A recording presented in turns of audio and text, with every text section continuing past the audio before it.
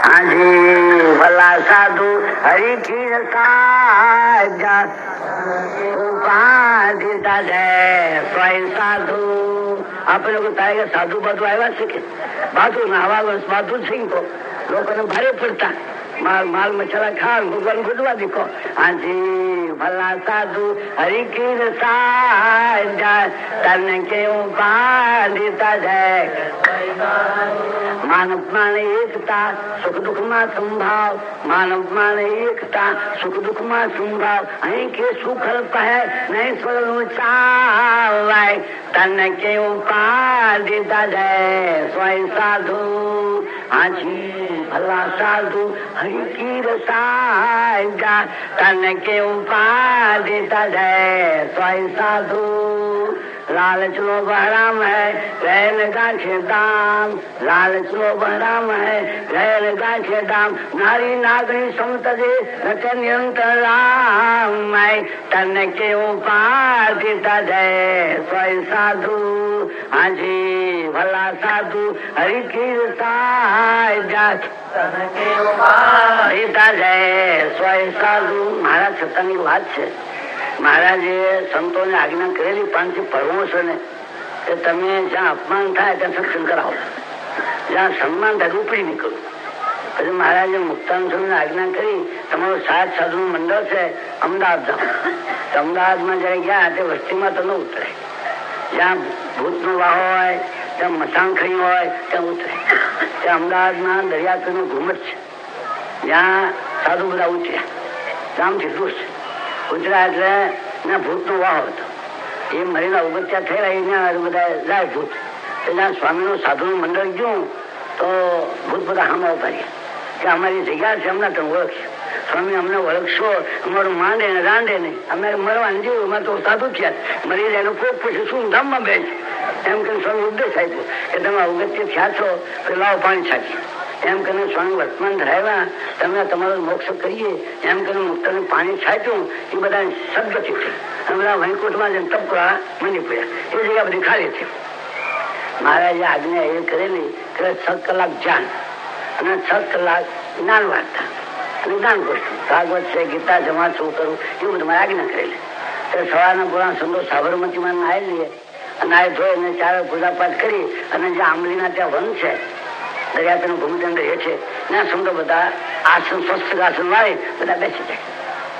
ત્યાં કોઈ એવી બીના બનેલી છે ગામની શહેરની અંદર એ સૈન્યવાણીએ દેવ મૂકી ગયેલા કે 1000 માણસ શમશાન ભૂમિ કમાય.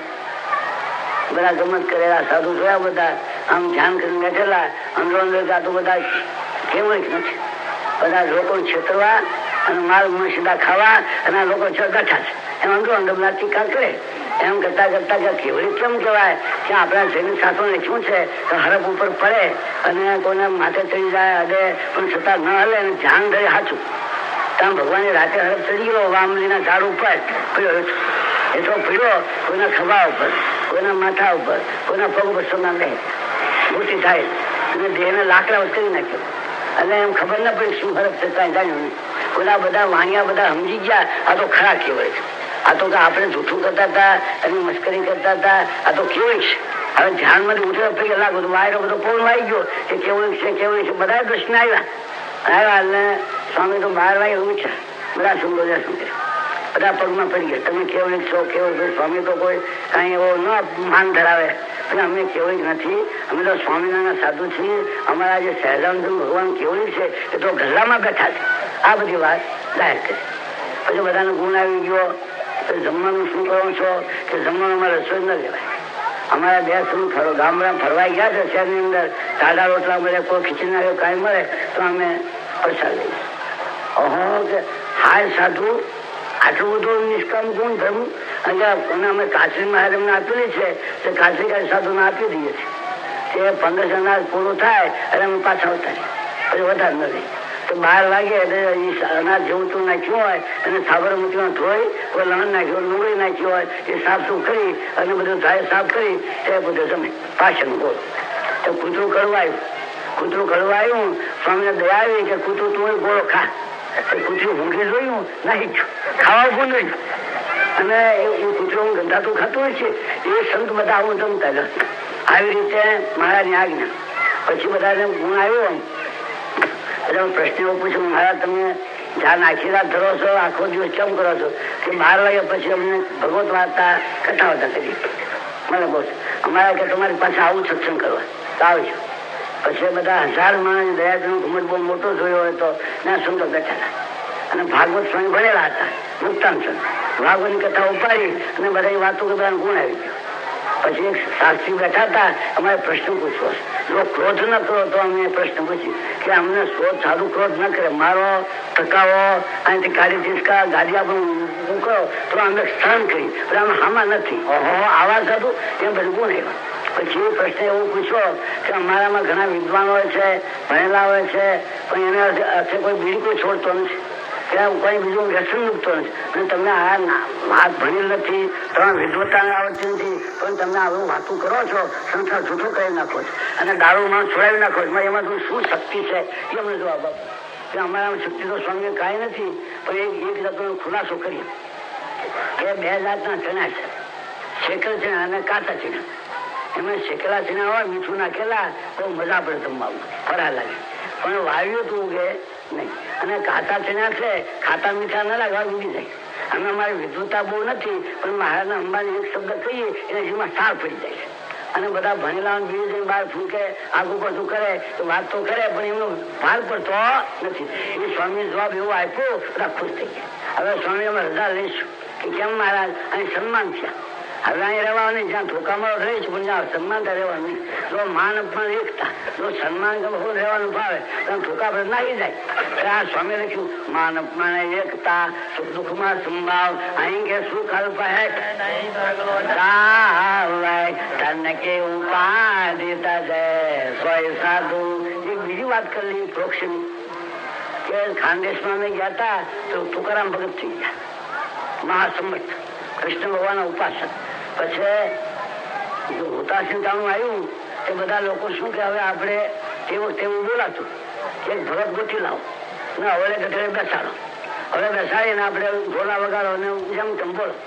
તો તુકારામ ભગત ભગવતી હતા એને ચીડી લાવ્યા કે કોઈ આનો મળતો નતો, પછી એને મૂડી દીધું એટલે ગામના લોકોએ, અને 5 ગાજ અને 5 રીંગણાની હાથ ફેરાયો અને માથું મૂડી દીધું. મારી મૂડી દઈ અને હવે ગઢે બેહાડ્યા. આખું ગામ ફૂલે કે ફેરવા આખા ગામમાં સગડે ચડાયા. ત્યારે તુકારામ ભગત મન પણ રસે આ બહુ સારું થયું. તેના બૈરા રોવા માંડી પડ્યા કે આવા મારા ઘરને આવું દુઃખ દીધું. આને શું જવાબ દીધો કે હું તને જયારે પરિવાર ફૂલ્યું તો નતો ફૂલ્યું, આખા ગામે મને ઓછ.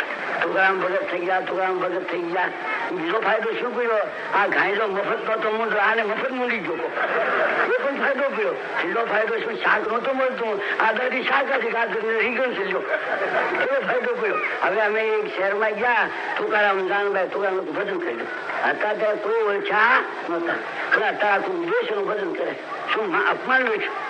તેમ જો આપણે અપમાન વેઠી ને ધોકા ખમી જાય તો આગળ બહુ સન્માન થાય અને અક્ષરધામની પ્રાપ્તિ થાય. તાર સ્વામી લખી માન અપમાન એકતા, સુખ દુઃખમાં સંભાવ, અહીં કે સુખ અલ્પ હે નહીં તો ઊંચા તને કે ઉપાધિ તજે સોય સાધુ.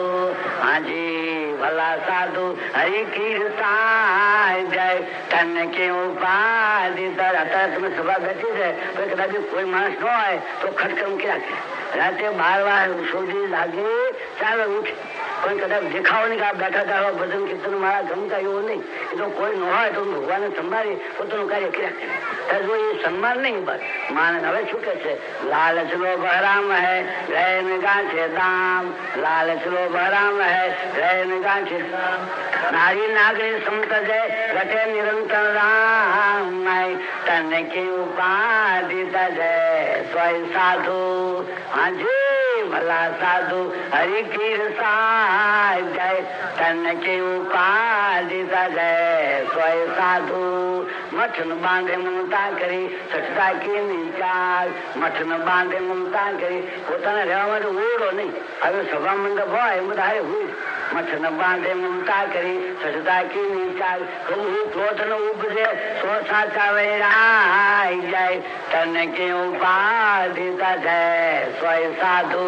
હાજી ભલા સાધુ હરિ કીર્તાય જય તને કેવું મારા છતાં સાધુ ફરવા ગયા પછી કોઈ આવ્યા તે મારવા મંડી પડ્યા મારા મંડી કે ભાઈ આપણે સ્વામી લાકડી ભાંગી ગઈ લાકડી પાછી કે આમ તો ત્યાં તમારી ગુરુ કે લાકડી ભાંગ ગઈ એમ પાછી દેવાય છે અરે તમે તો મહાત્મા આમ જો અમને કથા જતા આવે તમે તો મહાત્મા લાકડી પાછી દેવાઈ ગઈ લોકો મારમાં લાકડી પાછી દેવા જતા છે તો આ બધી સ્વામી સંજ્ઞા બધી મઠ ન બાંધે મમતા કરી સસ્તા કેવી ત્યાર કબૂ ક્રોધ ન ઉપજાય સો સાચા વેરાય જાય તને કેવું પા દેતા શકે આજે ભલા સાધુ હરિ કીર્તાય જાય તને કેવું બસ મેં કેવી રીતે જમવાની ખૂબી બતાવી ઠાકોરજી માટે થાળ નો ખાતેલા સંતને જમવાનું થાય તો એક લાકડાનું પથ્થર માં આપેલું એમાં દરેક વસ્તુ ભેગી નાખી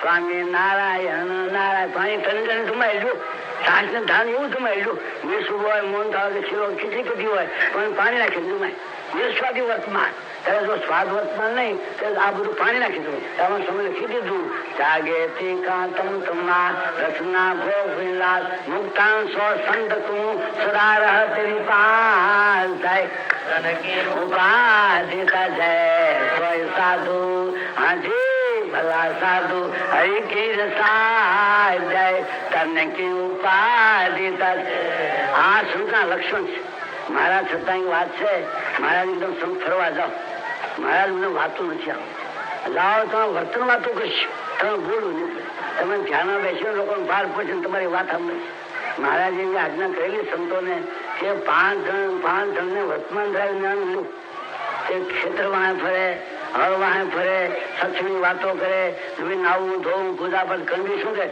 વાહે શું કામ લાગ્યું શું કામ આવે વાહે પણ આ તમે વર્તમાન ધરાવવા એમ કરીએ સમજાવી વર્તમાન ધરાવી આપણે ગંગર પાણી ન પીવું ગાયનું દૂધ ખાવું એમ બધી વાત બીજી ન પીવી એ વાત કરે પછી બહુ વાહે ફરે ને ના એટલે પાણી મૂક એમ કરીને વર્તમાન ધરાવી બીજો ક્ષેત્ર જાય એમ આ સત્સંગ કરાવેલો હવે સભાથી ન જ થતી ત્યારે કહેવાનું તો આમ મહારાજ સત્સંગ કરાવ્યો તો એના બગીચા બેઠા છે ત્યારે સ્વામીનું સિદ્ધાંત આ મોટાપુરું લક્ષણ છે ત્યાં સત્તા વાત પહેલી શું કરી સત્સંગી ભગવાન વસ્ત થાય એવા તપ યજ્ઞ યોગ વ્રત દાનાદિ ભગવાન વસ્તુ સત્સંગ થી શું મોટાપુરું હાથ જોવાનું કે એમ કરું એનું કીર્તન બનાવ્યું છે પ્રીતમ દાસ મહાત્મા સંત પાર ચંદન બાવૈના કામ ધૈનું કલ્પતરુ સમાગમ નો સંત સમજામાયં તરૈનો તરુ પાર સતન અપકાર સમાગમ સંતૈનો એક પારસ તે પારસ બને એક પારસ થી હેમ સમાગમ સંતૈનો એક પારસ લોહન કુંદન કરે 100 વર્ષ લોહ સમાગમ સંતૈનો એક ચંદન થી ઉતારે એક ચંદન થી અગ્નિ ઓલાય સમાગમ એક તલ ભારતા તારે તે લાયમાં હરિ તૈલતા તું નૈવતાય સમાગમ સંતાયનો સર્વે સંજ્ઞા સુરી નૈવ દાનવી સર્વે નાયરી પતિવ્રતાનો સમાનો સર્વે ગદા શિર મોથી નાની પાલે નાગે નાગે મરી નૈવ સમાગમ સંતાયનો જાળે જાળે કમળ નૈવ નિપાલે વને વને જાગર નૈવ સમાગમ સંતાયનો જ્ઞાનહીન ગુરુ નૈવ કીધીએ વંજા ગાય સેવે સમાગમ સંતાયનો કહે પ્રીતમા બ્રહ્મ વેતા ભેટતા મહારોગ સમૂળો રે રાય સમાગમ સંત. આ પ્રીતમદાસ મહાત્મા ઉપદેશનું કીર્તન કે પ્રીતમદાસ મહાત્મા બોલી ગયા કે બ્રહ્મવેતા ભેટતા મહારોગ સમૂળો જાય. મહારોગ તો જન્મ નું મરણ, પુનરેપી જન્મ પુનરેપી મરાદી જન્મ ફેરા થયા કરે છે, એ બધું મટી જાય. એટલે મહારોગ છે આપણા દેહના રોગ થયા હોય તો ડાક્ટર વૈદ મટાડી દે, પણ જે મહારોગ મટાડતા એ તો ભગવાન જે સુધરો મળે તો જ મહારોગ જાય. એ અમારા શાસ્ત્રીમાં આવ્યા છે, એ ધર્મોની વાત કરશે. બોલો સહેજાન સ્વામી શાસ્ત્રીમાં.